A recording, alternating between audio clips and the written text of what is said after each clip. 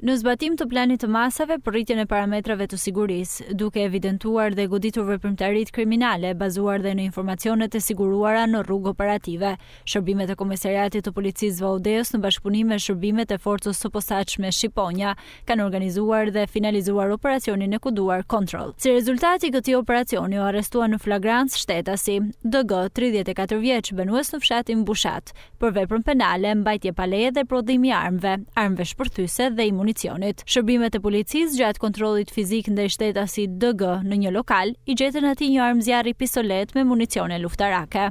JT, 29 vjeç, banues në fshatin Paqram, për veprën penale, prodhim dhe shitja e narkotikëve. Shërbimet e policisë kanë ndaluar automjetin me të cilin qarkullonte shtetasi JT dhe gjatë kontrollit fizik i kanë gjetur atij një sasi lënde të dyshuar narkotike kanabis. Materialet proceduriale i kaluan prokurorisë për veprime të mëtejshme.